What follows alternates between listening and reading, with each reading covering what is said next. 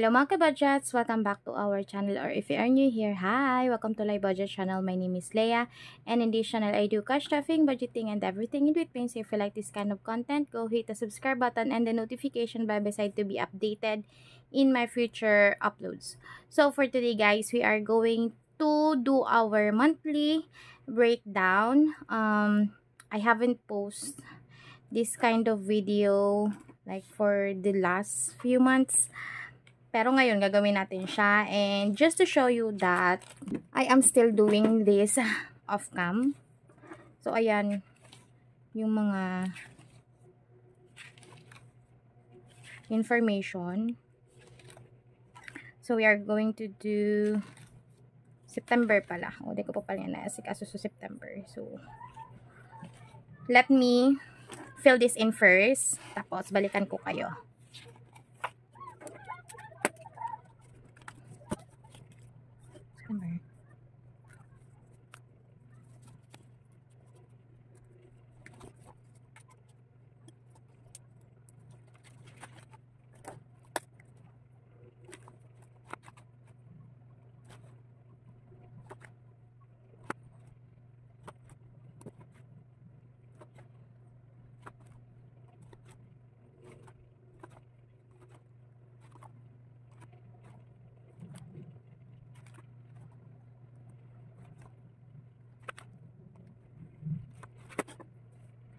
So, check 1 and check 2.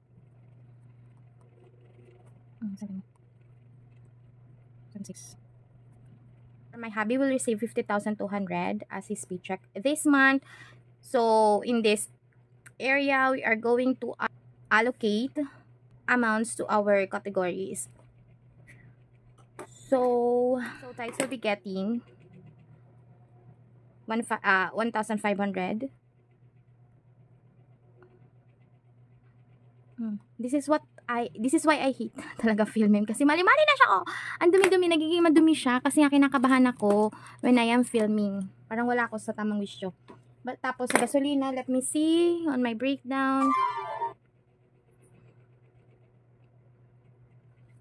So size 1.5 gasolina will get like kailangan kasi namin i-adjust yung budget namin, so nakaka-frustrate. So, gawin ko tong 400 pesos para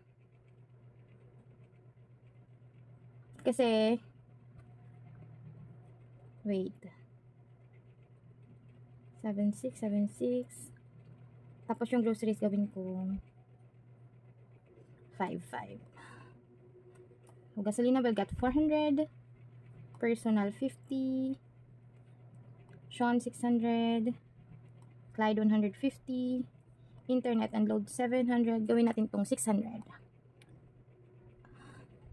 Okay, 600. Tapos sa groceries gawin natin,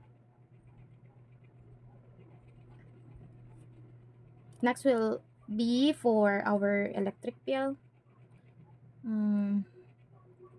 500 pesos. Sa tubig 200, SSS 550, miscellaneous 50, SEDP 200, food 4,400, groceries, nangyari? Wait lang, kukuha na ako ng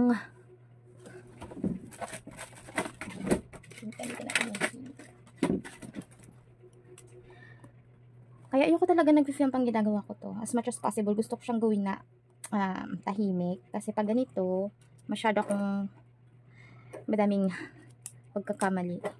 So, again, 1,500 for tithes, and for church, 50 pesos. For food, 4,400. Groceries will get the largest amount this month. I will explain it later. So, island gas naman, 150. And for GCash, only 200 pesos this month. So, we have 15,200 in total. So, why do I have 5,600 in my grocery? So, ganito yun guys. I've already told you about the refrigerator na in-off ko siya for a few months kasi in-adjust namin yung bill namin sa kuryente. para magkaroon kami ng extra time to use our aircon kasi sa sobrang init dito sa bahay, parang nililitsyon kami dito everyday, as in, lalo na pag like sa tanghaling tapat, tapos mga 12 to 4, sobrang init dito sa bahay guys. And ayun, so I've decided to turn off our refrigerator para kahit paano makatipid kami sa kuryente. And nangyari nga siya kasi as you can see, wait lang, in my tracker, mababa yung konsumo namin sa kuryente. Kasi pag pinagsabay ko yung aircon tapos yung refrigerator namin, parang price hike yung namin, yung bill namin sa kuryente, magiging siyang like 3.5, like yung gaya nung last year na nangyari na nagulat na lang ako, nasa 3.9 or 3.5 ata yung bill namin sa isang kuryente. Sobrang out of budget na yon. Kaya yun yung ginawa ko nitong mga nakaraang buwan. May mga araw lang na binubukasan ko siya pag may mga pagkain kaming kailangan na stock. Tapos after nun, patay ko ulit siya. And eto yung mga bill na binayaran namin. So may 800, may 900 yung April, 1499, 19 nitong June. At nitong July, 998, tapos naging 1,268 naman itong August. So sobrang baba siya compared nung mga nakaraang taon na bill namin sa kuryente. And it helps us kasi nga sobrang tight yung budget din. Wala kaming gaanong buffer for our electricity bill. But today, since back to school na and yung mga bata kailangan na ng baon, so kailangan kong mag-stock kasi since the beginning of this year na, wala na ako masyadong racket, and I also stop my cake business, tapos madalang na yung sa envelope business ko. So marami na akong time ngayon to prepare foods for my kids. So ngayon, ang ginagawa namin is, instead na bumili kami sa labas, nagluluto na lang kami dito sa bahay kasi nga I have the time na, unlike before na halos nakaupo ako maghapon, kaya nagkaroon ako ng sciatica. So if yung paano yung sa ugat ko na problema. Ngayon, like I've told you na I am back to cooking. So I need to fill up my pantry, I need to fill up the kitchen, the ref. That's why we have this amount here. Actually, sobrang kulang niya pa kasi my kid, lalo na yung dalaga ko, yung older, yung daughter ko, she's into she's experimenting sa mga foods. So I really want her to try different kinds. And when you say different kinds, parang ganito ba parehas naman kami na we are into Korean dishes as of now. So ayun, nag-experiment kami and nag-discover kami ng kung ano-ano mga lasa. That's why etong amount na to, sobrang kulang niya pa kasi kailangan ko mag-grocery. I need to fill up the ref pa. Maliit lang naman yung ref namin. Yung 2-door na Fujidenso na pinakamaliit. Yun lang naman yun. And tapos nung nag-start ako mag-grocery, sobrang nagulat ako sa mga presyo ngayon ng bilihin. Sobrang niya na, like you all know, the inflation and all, pati yung mga raw ingredients, sobrang mahal niya na. And etong 5,600 na ito, pa siya, sobrang kulang niya pa. So, ito lang yung kaya kong i-stretch sa budget namin. That's why pinakita ko ito guys sa inyo kasi you know that I usually have the same amounts on my categories. Pero dahil may mga pagbabago ngayon, so shinare ko siya sa inyo guys. And also, ano pa ba? Yes. Ito pa, nakalimutan ko. So, ayun. I really don't know how to stretch our budget. Kaya malaking tulong din yung sa GCash na profit ko para kahit pa paano makasurvive kami kasi doon din kami kumukuha pag kinukulang. Kaya yung utang sa GCash, sobrang laki niya na naman guys. And also my hubby's nephew had an accident and kailangan namin magbigay ng super konting pera doon. So, add na naman yun sa utang ko sa GCash. Kaya parang yung puno namin sa GCash halos paubos na. Pero we are still surviving. glory to God din, and I am still thankful na kahit papaano may napapagkukuhanan ako kaysa mangutang ako sa labas. So ayan guys, I am actually thinking of stopping my filming my journey kasi nga parang some of my acquaintances, the people I know, parang alam na nila yung ginagawa ko, and merong mga instances na akala nila ang dami-dami kong pera na binabudget, hindi nila alam na sobrang simot na kami, na akala nila sobrang mapera kami and all, na may mga may nagtatampo pag hindi napahiram. So I am really thinking of stopping na nga itong channel ko, but pinag-iisipan ko po siya kasi filming my journey really helps me to stay on budget, to be disciplined and accountable. I really don't know what to say, pero let's see kung saan mapupunta tong journey natin. And I am also thankful to the people who are still supporting me, to the ones who are reaching out to check up on me. I am really having a hard time now guys, pero basta hanggat kaya, pagpapatuloy natin to. So ayun, the bad news pa is that my hubby can't apply for a loan this year. Parang ano siya, parang good and bad news siya kasi mas mababawasan yung utang namin. And after nitong taon, ang loan na lang na matitira is 300,000 na lang from 700,000.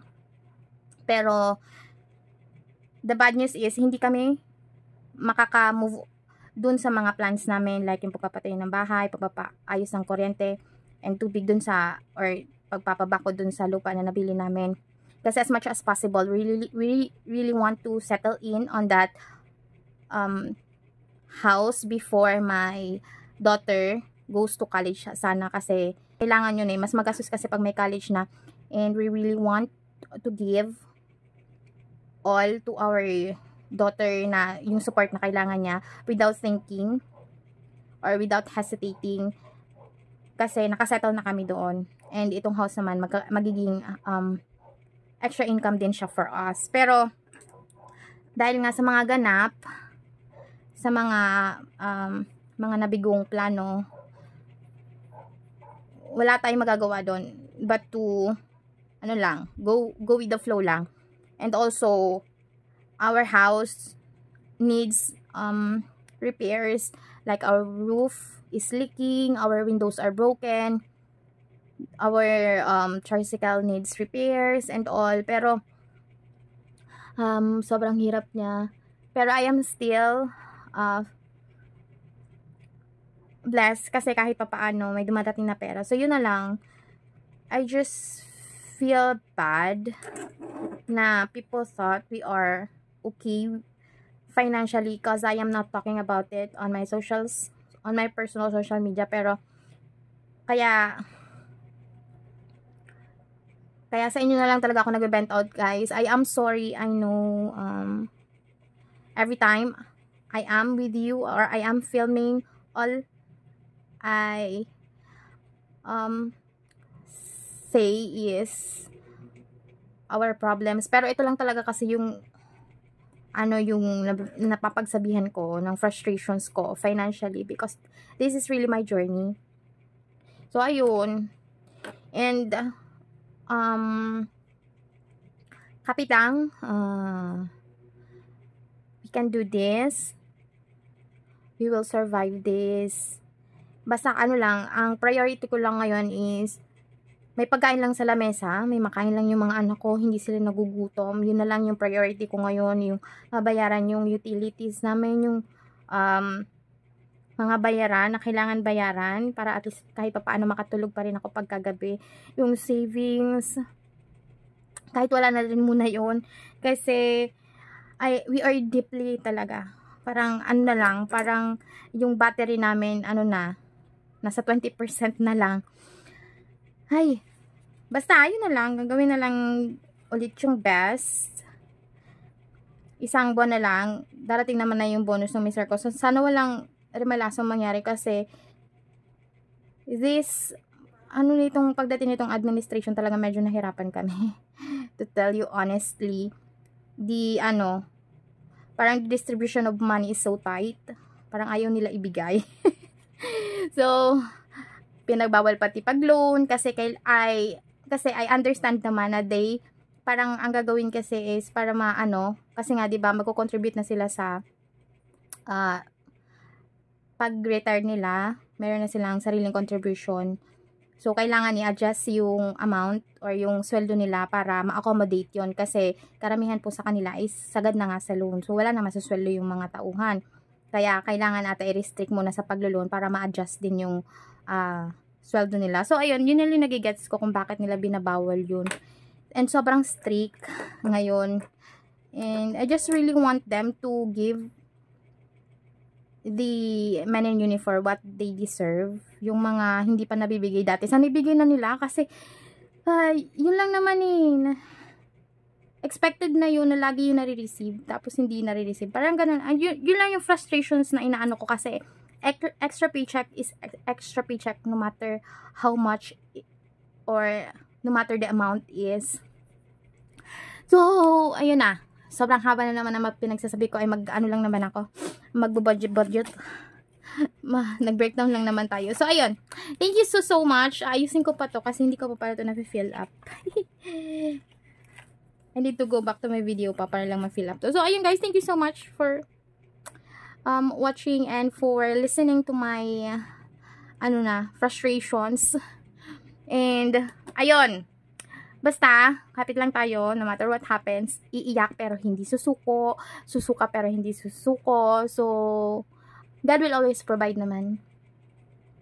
Hindi naman niya tayo ilulugmok talaga. Hindi na tulad ng dati na I've experienced before na nangunguha talaga, naninimot ako sa bawat sulok ng bahay na to ng 5 pesos, 10 pesos para lang makabili ng biscuit. Pero ngayon talaga, super blessed pa din tayo kahit sobrang hirap. Yung mga large amount lang naman na na expenses yung hindi natin magawa, yung mga repairs. So, dito sa bahay lang tayo yung frustrate ko. Like, nung isang araw, nasira yung laptop ko, diba? Tapos, nung isang araw na naman, nasira na naman yung TV namin. So, wala, as in. Parang lahat nilang sira. So, if you are planning to have your own home and to be independent and to be away with your family, so, kung gusto nyo magsulo, after you are settled, save naman for maintenance and for repairs and for replacement kasi yun yung hindi namin ginawa kasi yung mindset ko kasi dati na forever, akala ko forever na siya na pag nakapatayo kami ng bahay forever na siyang ganun. Hindi ko in-expect na maglilik yung bahay, masisira, may mabubulok and all, pati yung sa appliances. Hindi ako nag-isip na akala ko mga 10 years yung yung mga lifespan nila. Yun. Yun lang mga pagsisisi. Pero sabi nga nila, experience is the best teacher naman. So, ayun. Again, thank you so much guys. See you again next time. Always remember that it's not our salary that makes us poor. It's our spending and our decisions that makes our life difficult talaga. So, ayun. See you again next time. I love you. God bless you. And Jesus loves you. Bye!